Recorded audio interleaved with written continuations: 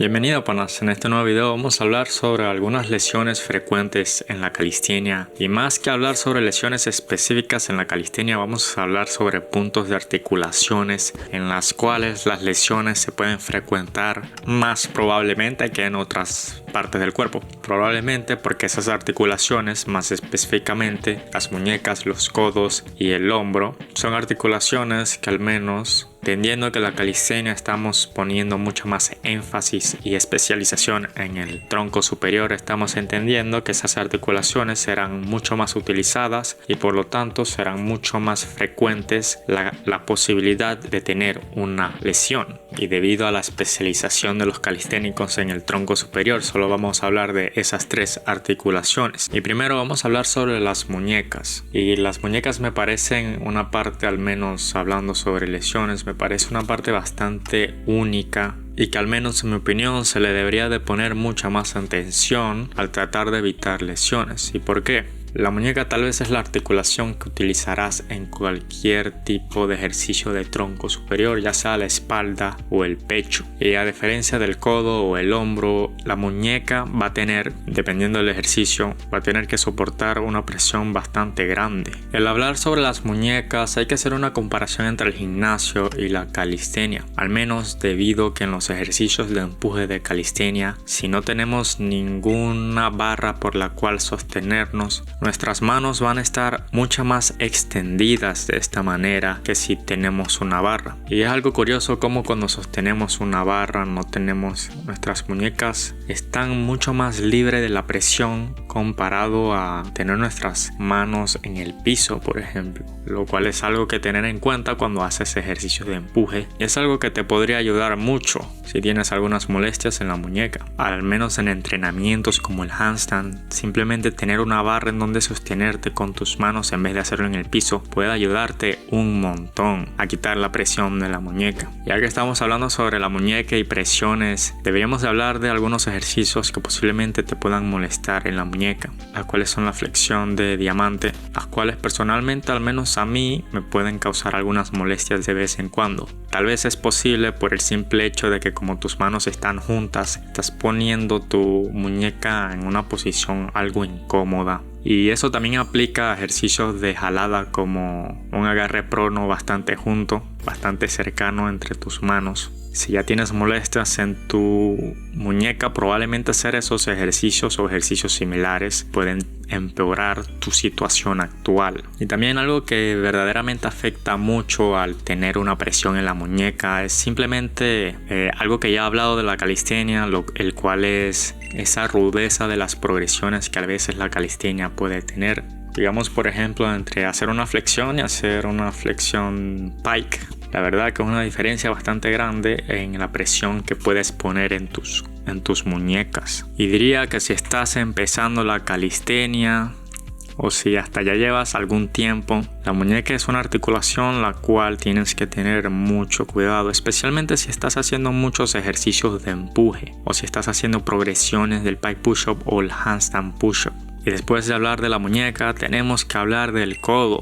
El codo es una de esas articulaciones que, a diferencia de la muñeca, al menos mi experiencia con lesiones con la muñeca han sido pequeños esguinces o lesiones que ocurren inmediatamente, o sea, una vez pasan, sabes que algo malo pasó. A diferencia de eso, las lesiones, al menos en mi experiencia, que uno puede experimentar en el codo, son lesiones que aparecen mucho más lentamente y se convierten mucho más crónicos que las lesiones de la muñeca. Y a lo que me estoy refiriendo ahorita mismo es tendinitis o la inflamación del tendón del codo, lo cual algunos le llaman, creo que codo de tenista, codo de golfista. Y usualmente suele pasar si abusas mucho de un volumen alto con intensidad alta y no tienes una buena recuperación o no controlas la fatiga acumulada y después tienes tendinitis y te jodiste y ahora tienes que ver cómo lo vas a hacer. Y similarmente como la muñeca, sin el codo hay muchos ejercicios de tu tronco superior o tus brazos que no vas a poder hacer y que tienes que tener mucho cuidado con tu codo cuando haces calistenia. Y he conocido a una persona, y a mí personalmente, si tienes tendinitis, hacer flexiones inclinadas, no declinadas, o te puede causar una molestia en tu codo.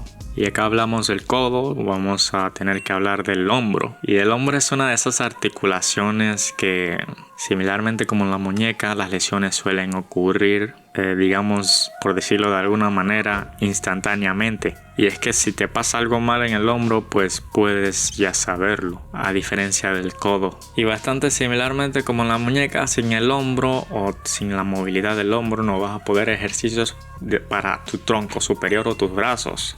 Y generalmente las lesiones de hombro suelen realmente quitarte mucho rango de movimiento, y hasta creo que una lesión de hombro que tuve hace algunos meses o hasta ya pasó un año me dejó con secuelas, en el sentido de que me quitó demasiado la flexibilidad del hombro. Algunos ejercicios en que te puedes joder el hombro son ejercicios de empuje como la flexión, el fondo, o al menos para mí personalmente ejercicios intensos como el handstand o el handstand push-up, que recientemente me jodí algo el hombro, pero se recuperó bastante rápido, y durante ese tiempo perdí mucho rango de movimiento y mucha flexibilidad, pero ahora está todo bien, lo cual me hace pensar que fue una lesión muscular en vez de ligamento tendones.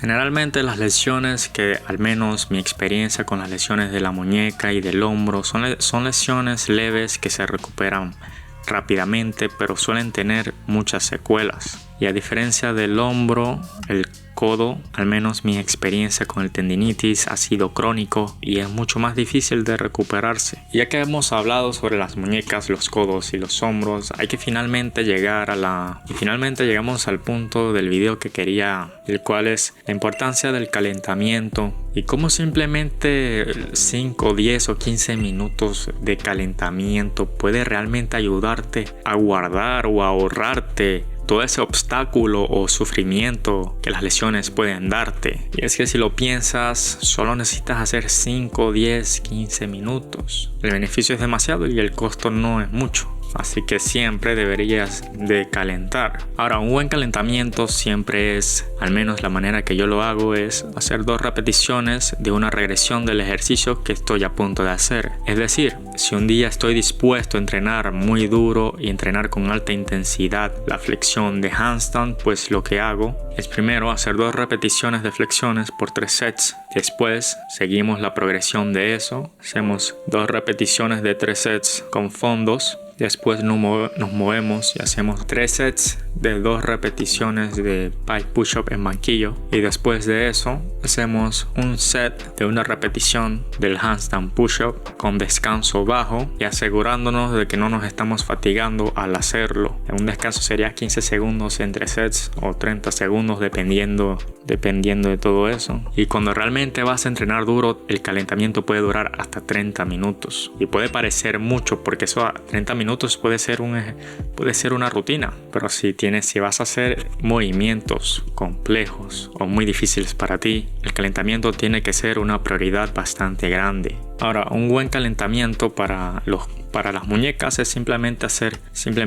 mover la articulación y girarlas. Los codos también de una manera similar, y los hombros también de una manera similar. Aunque los hombros también me gusta hacer calentamientos de flexibilidad. Si voy a hacer el handstand push-up, por ejemplo, utilizas esos calentamientos para tus articulaciones y después haces regresiones del ejercicio que vas a hacer, y diría que eso es un buen calentamiento. Ahora, si vas a hacer una rutina de ejercicios que no va a ser tan intenso para ti, pues no hay una razón por la cual tienes que calentar tanto. Pues al menos mi opinión es que deberías de calentar dependiendo de la intensidad del entrenamiento que vayas a hacer, aunque eso no significa que si vas a hacer algo muy leve no tengas que calentar. Y cuando vemos los calentamientos de las articulaciones, las cuales suelen ser rotaciones o mover las articulaciones de un lado para otro, podemos hacer una pregunta, la cual es: ¿por qué las articulaciones se benefician de eso? Y podemos pensar sobre la abstinencia del movimiento y cómo no movernos puede hacernos débiles y no saludables. Y podemos pensar que el movimiento, por lo tanto, es algo saludable para nuestro cuerpo. Y cuando vemos lesiones como, por ejemplo,